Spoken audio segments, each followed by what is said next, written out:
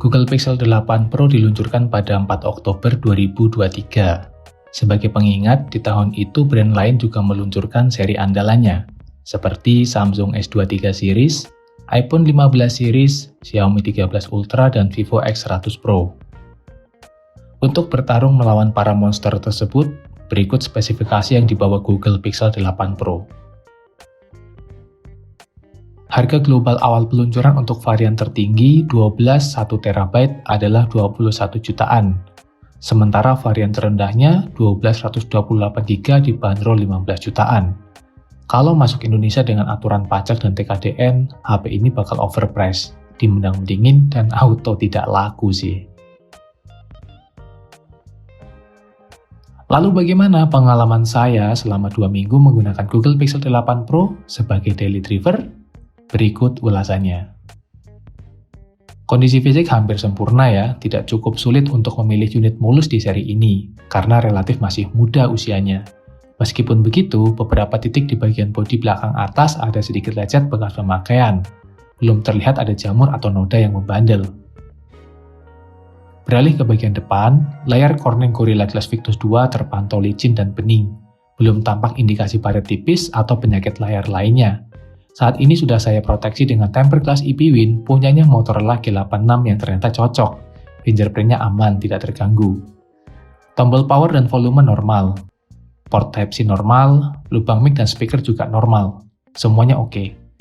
Unit saya ini didapat dari Mas Johan, statusnya terdaftar Bea Cukai. Email SIM-tray cocok, cek di website Google Repair, di situs resminya Bea Cukai dan email info semuanya akurat. Sekarang kita masuk ke bagian fungsional dan penggunaan. Di bagian layar, Pixel 8 Pro sudah lebih enak dilihat, bezelnya di semua sisi simetris. Bagi saya ini cukup. Refresh rate-nya 120Hz membuat scrolling jadi lebih nyaman dan animasi simpelnya tampak fluid.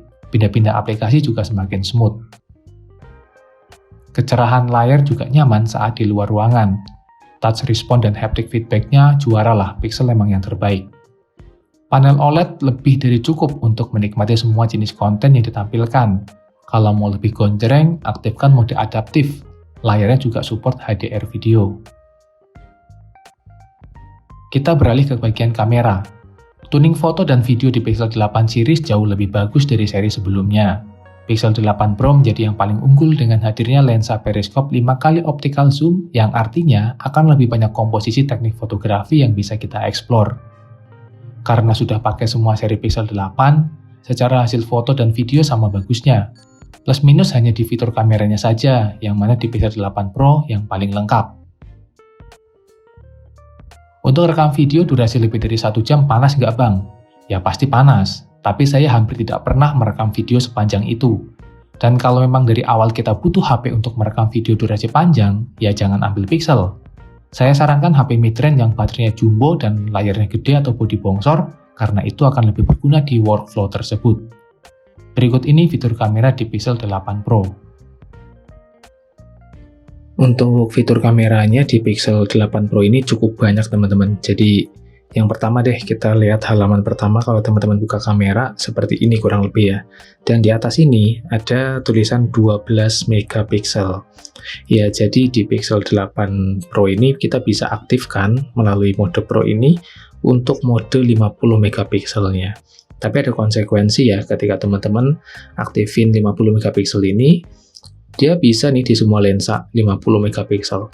Tetapi konsekuensinya adalah ketika kita ambil gambar, misalnya seperti ini, ada jeda untuk penyimpanan, ini lumayan lama nih, memproses foto resolusi tinggi. Ya nggak lama-lama banget, cuman kalau dibandingin dengan yang resolusi 12 megapiksel, ini terasa lebih lama. Keuntungannya apa? Kita coba cek file RAW-nya ya. Nah, di sini filenya 7,1 MB. Ini untuk ukuran hasil jepretan Gcam ini termasuk gede banget ya di Google Pixel 8 Pro ini dengan mode 50 megapiksel. Nah, keuntungannya apa sih mode ini? Kita bisa misalnya mau cropping atau apa ya, kita bisa ambil detail-detail tertentu bahkan dengan beberapa kali zoom gambarnya masih terjaga dengan baik. Contohnya seperti ini. Ya, jadi kita misalnya mau rekomposisi ya, saya mau ambil bagian ini aja, kita potong, itu masih bisa berguna. Ya, fungsinya itu sih. untuk resolusi 50 megapikselnya. Begitu juga dengan lensa ultrawide-nya juga mode 50 megapikselnya juga aktif. Di semua opsi di sini bisa. Nah, lalu di menu utama ini ada di bagian foto dulu ya, ada beberapa, kita geser dulu.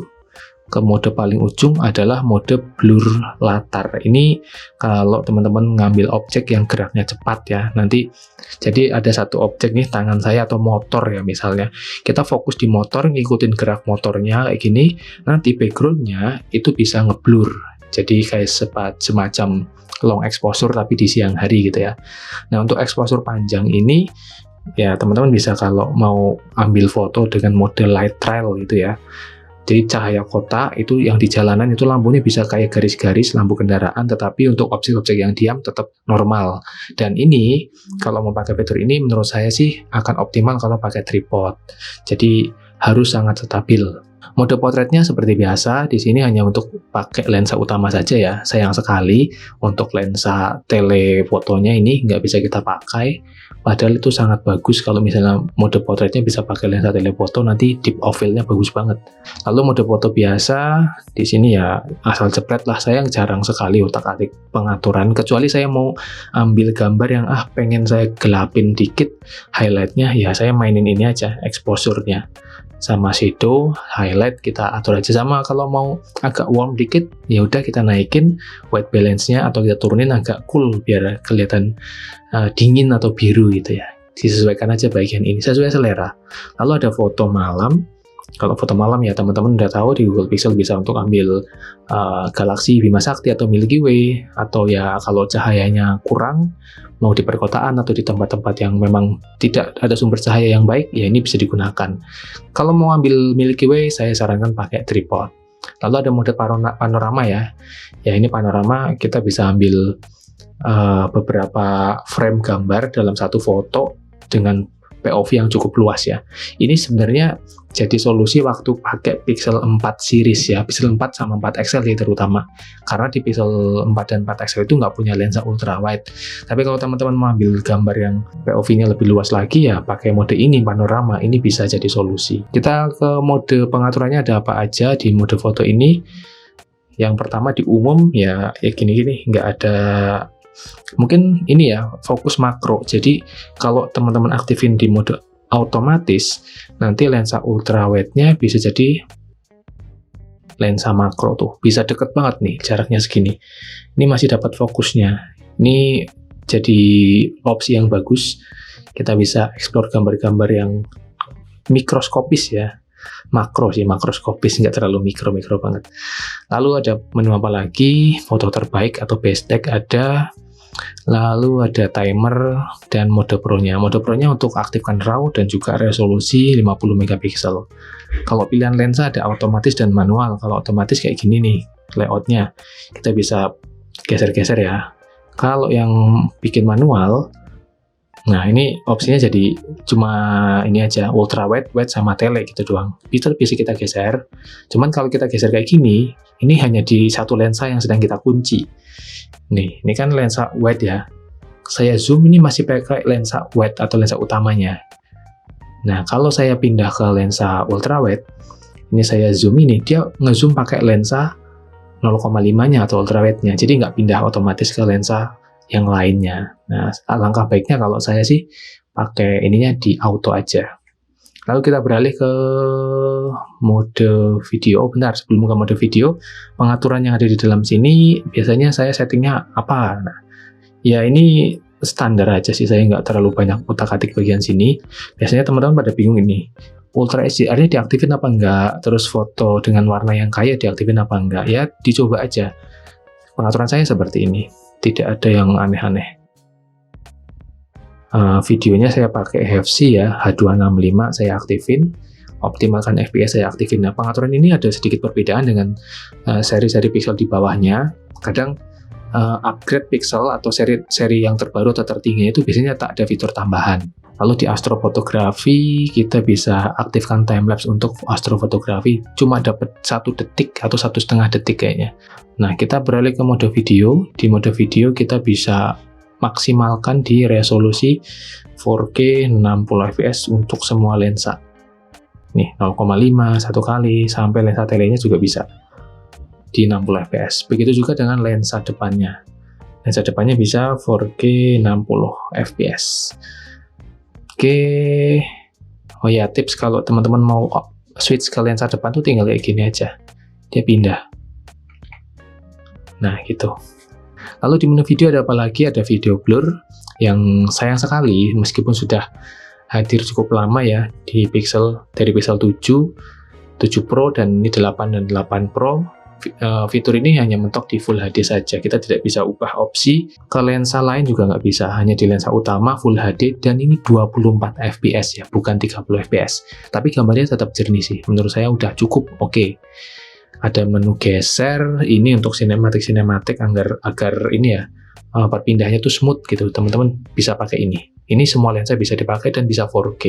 Lalu ada gerak lambat atau time slow-mo. Ini Full HD saja ya, slow-mo-nya nggak bisa. Kecepatannya bisa, oh iya, hanya di Full HD saja. Lalu time-lapse-nya bisa 4K di semua lensa. Itu aja videonya. Nah, kalau saya mau ambil buat Instagram atau Reels ataupun Story, saya pakainya di 4K 30 fps. HDR-nya nggak saya aktifin, fokus makronya otomatis, ya ini terus video boost ya. Jadi ada yang penasaran dengan video boost-nya gimana? Video boost sih pakai jika perlu aja. Kalau saya nggak terlalu suka ya pakainya. Saya lebih baik ambilkan bahan atau membuat bahan videonya itu udah bagus dari awal. Jadi nggak pusing saat editing, nggak perlu kita utak-atik lagi.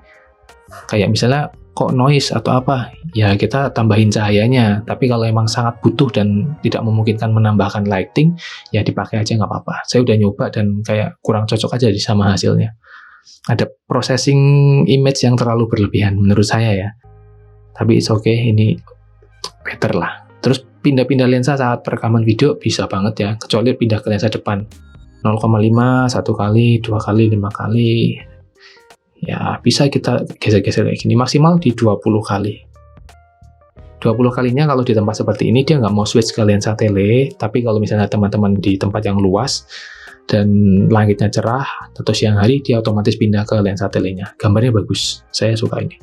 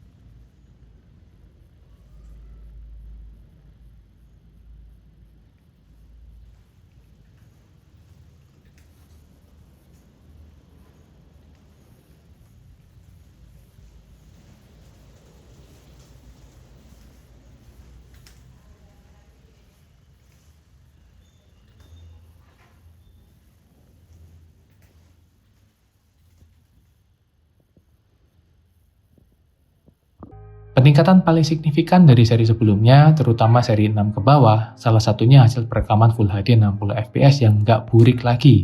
Toning warna dan dynamic range-nya lebih berkualitas. Foto malam lebih bersih dan processing gambar lebih cepat. Singkatnya, Pixel 8 Pro bagus. Lebih dari cukup untuk banyak skenario penggunaan kamera foto dan video. Output speaker stereo atas bawah di Pixel 8 Pro cukup bagus ya. Ya, kelas flagship lah. Seingat saya, hampir semua speaker Google Pixel itu bagus, kecuali Pixel 5 yang agak aneh itu. Bassnya di sini masih terasa meski tipis, vokalnya jelas, tapi clarity-nya masih lebih baik di Pixel 7 Pro.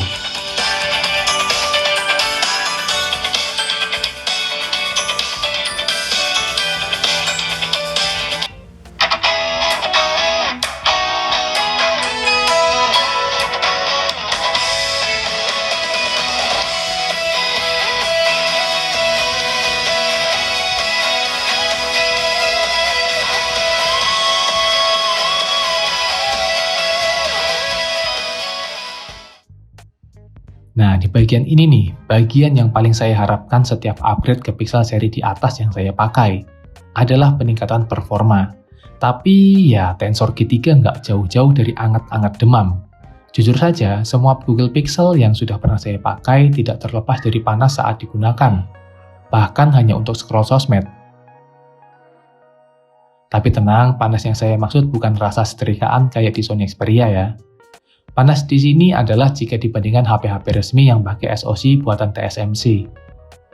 Tensor G3 memang belum bisa adem, tapi performanya jelas meningkat, terasa lebih sat-sat aja dari generasi sebelumnya. Apakah aman untuk harian? Aman. Apakah aman untuk gaming? Aman juga, dengan penyesuaian pastinya. Akhirnya saya merasakan kembali main game dengan nyaman di Google Pixel, karena terakhir itu paling nyaman ya di seri 6A, kali ini di 8 Pro.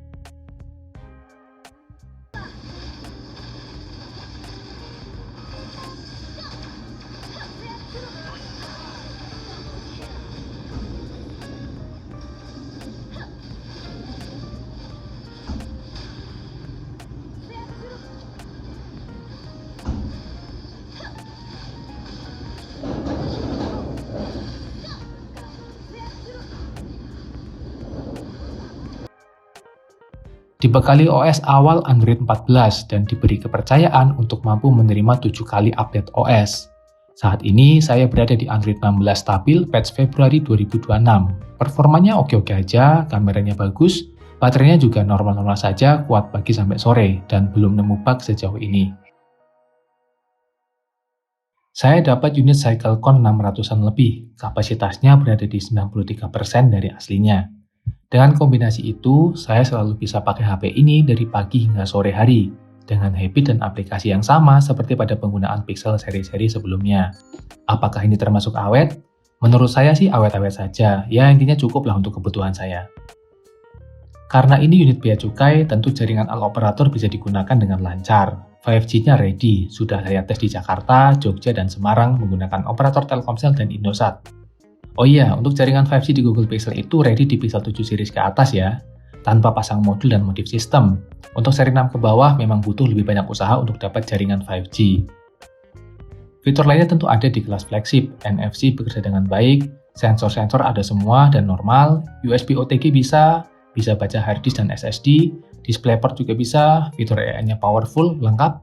Kalau ada yang belum saya sebut, tolong bantu share di kolom komentar. Sebagai orang yang baru 5 tahun pakai Google Pixel, menggunakan Pixel 8 Pro seperti berada di puncak karir. Performanya merata di hampir semua kebutuhan yang saya perlukan di HP ini. Tapi ada satu yang saya korbankan. Saya kehilangan kesan HP compact karena si bongsor P8 Pro ini. Ya tidak apa-apalah, nanti kita dampingi P8 Pro ini dengan iPhone SE 2 atau 12 mini. Worth it kah P8 Pro? Selama kamu bukan gamer intens, HP ini bisa saya rekomendasikan. Kira-kira begitu ulasan dan pendapat saya setelah pakai Google Pixel 8 Pro sebagai HP utama. Terima kasih sudah menonton, semoga informasi ini menjadi insight tambahan untuk kita semua. Share pengalamanmu selama menggunakan Google Pixel 8 Pro, siapa tahu menjadi inspirasi dan juga informasi yang bermanfaat untuk yang lainnya. Wassalamualaikum warahmatullahi wabarakatuh.